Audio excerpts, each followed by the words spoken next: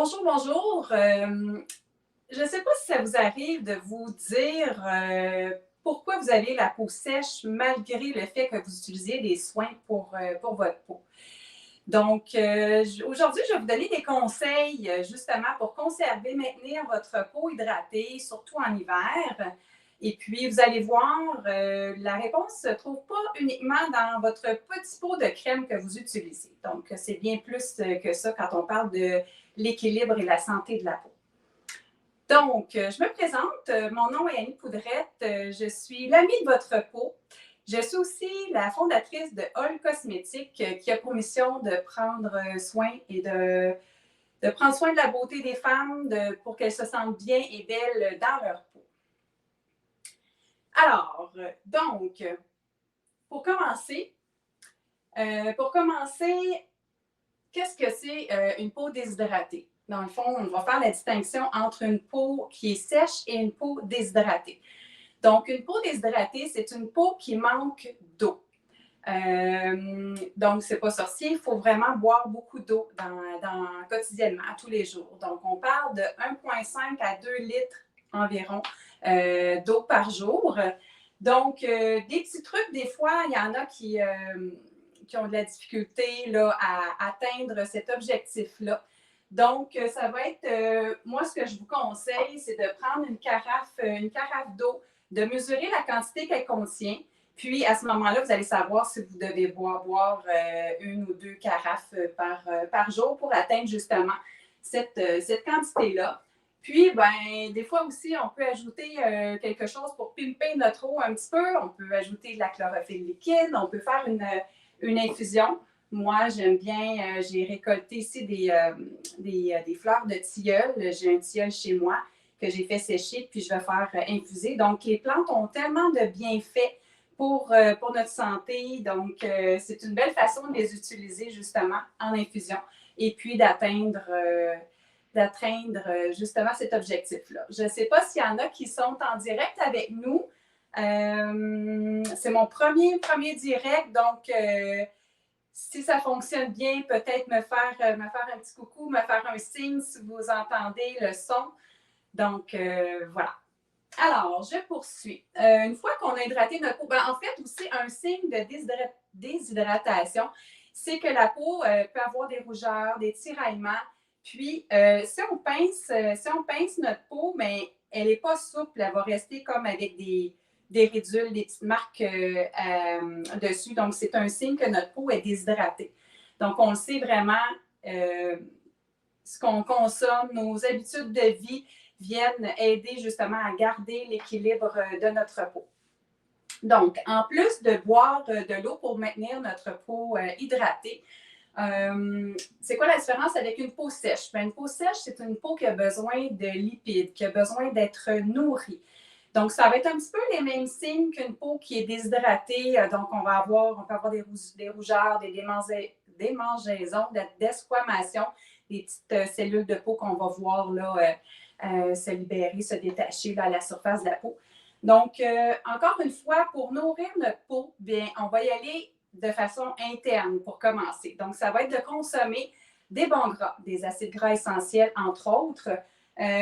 Donc, on va en trouver, j'ai apporté des petits exemples, on va en trouver ici dans les avocats, on va en trouver aussi dans les noix. Donc, les noix sont très riches, là, justement, en bons gras. Et puis, des bonnes huiles végétales, donc qui a beaucoup d'acides gras essentiels. Vous connaissez mon amour pour la caméline. Donc, la caméline, c'est une huile, je vais y arriver. C'est une huile végétale, c'est une huile alimentaire qu'on peut consommer. Donc, il s'agit d'en ajouter un petit peu partout là, dans nos repas, là, en vinaigrette ou en accompagnement et tout ça. Donc, c'est une belle façon de nourrir notre peau, notre corps aussi, bien évidemment. Donc, en plus de ça, bien, une peau, il faut comprendre aussi que pour conserver une peau équilibrée, en santé, il n'y a pas juste une question de soins ou d'alimentation, il y a des facteurs agressants, des facteurs environnementaux qui vont agresser la peau aussi. Donc, ici, on parle entre autres de l'air qui va être plus sec. Donc, en hiver, on chauffe nos maisons, on chauffe les édifices et tout ça, ça assèche l'air. Donc, pour avoir une peau qui va, ben, on va le sentir aussi justement, la peau va être sèche, on va sentir nos cheveux qui vont être secs aussi. Des fois, on va avoir les yeux qui piquent. Donc, c'est tous des signes qui nous disent, dans le fond, que l'air est trop sec. Donc, le taux d'humidité devrait se situer entre 30 et 40 %. Bon, vous allez me dire, des fois, c'est difficile justement de maintenir l'humidité. Des fois, on n'a pas de contrôle nécessairement là-dessus. J'ai un petit conseil pour vous. Donc, moi, ce que j'utilise un diffuseur d'huile essentielle.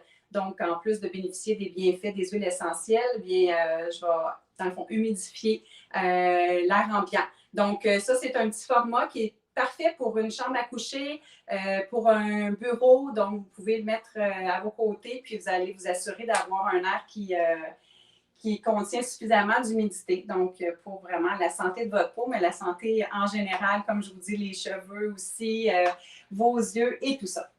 Donc, ça, c'est pour le taux d'humidité.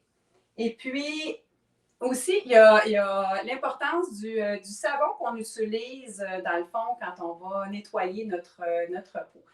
Il y a des savons qui sont un petit peu plus abrasifs, si on veut, qui vont vraiment retirer le film hydrolipidique. Là, c'est la barrière protectrice qu'on a à la surface de la peau.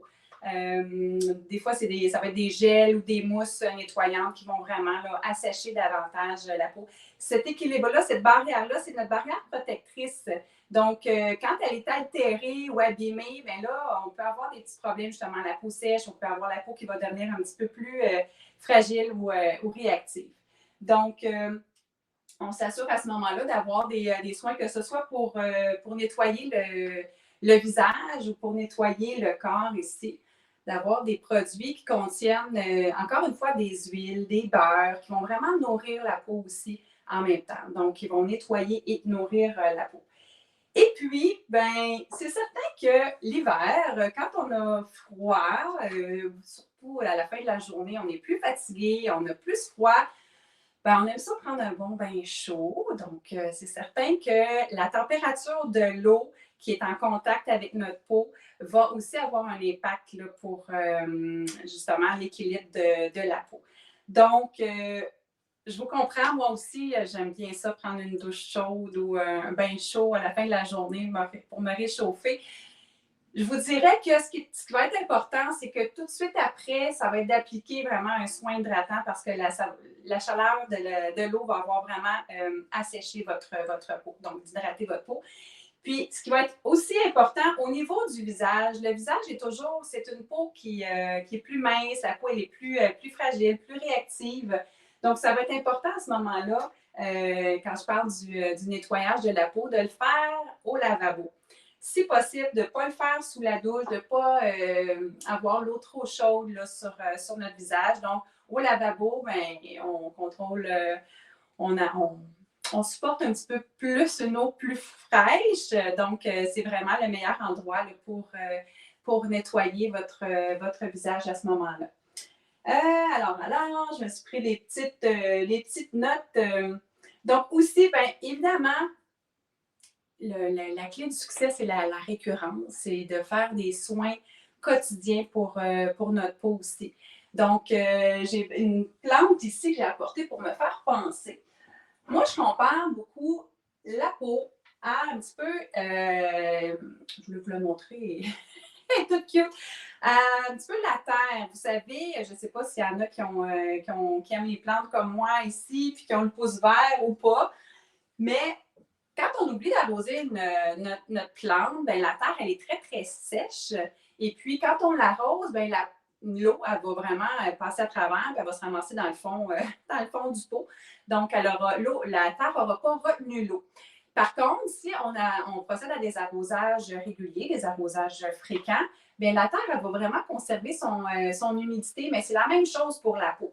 Donc, il ne faut pas attendre justement d'avoir une peau sèche pour appliquer des soins, pour prendre action justement sur les facteurs environnementaux là, sur lesquels on peut avoir une action pour être bénéfique. Donc, il faut vraiment y aller avec des soins quotidiens à ce moment-là pour notre peau. Donc, aussi, je regarde mes petits ingrédients, mes petits accessoires. Oui, mais j'en viens aux ingrédients qui sont inclus, qui composent nos soins pour la peau. Il faut s'assurer tout d'abord d'avoir des ingrédients qui sont compatibles là, avec l'épidéome. Donc, là, ici, moi, j'ai un pot d'huile de coco.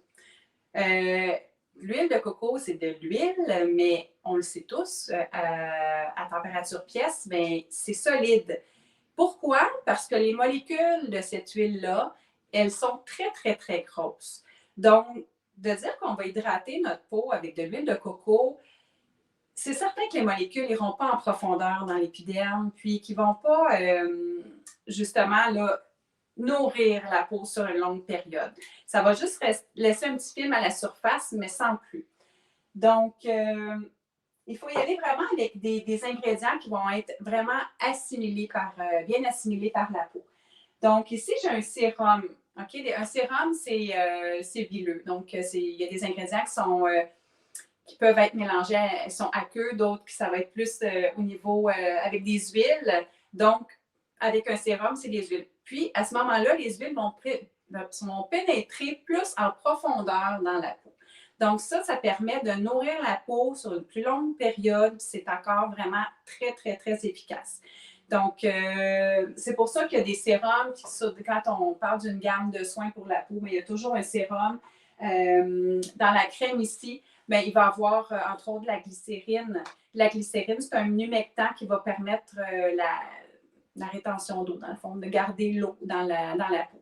Donc, aussi, ça va vraiment protéger, faire une barrière protectrice contre les agresseurs environnementaux, le vent, le froid, le chaud et tout ça. Donc, c'est important à ce moment-là. Puis, j'ai apporté la crème pour les mains parce que la crème pour les mains, elle a des extraits de la forêt boréale qui vont stimuler la production d'acide hyaluronique. Donc, nous, on préfère chez All Cosmétiques utiliser vraiment des plantes et pas des ingrédients de synthèse pour vraiment s'assurer que la peau va assimiler justement ces plantes-là, puis produire par elle-même les molécules qu'elle a besoin pour rester belle et rester en santé. Donc, voilà. Écoutez, si ça vous a été utile, n'hésitez pas à marquer un commentaire, à partager cette vidéo. Dans le fond, il y a peut-être de vos amis aussi qui peuvent bénéficier de ces conseils-là. Donc, comme je vous dis, la santé, l'équilibre de la peau, bien, oui, il y a des bons produits à utiliser quotidiennement, mais aussi vraiment, c'est d'avoir un contrôle sur notre environnement aussi. Donc, j'espère que ça vous a plu. N'hésitez pas là, à m'écrire aussi d'autres sujets qui pourraient vous intéresser là, parce que ma mission, c'est vraiment de prendre soin de votre peau. Donc, on se dit à une prochaine fois pour un autre rendez-vous bel et bien dans ma peau. Bye bye!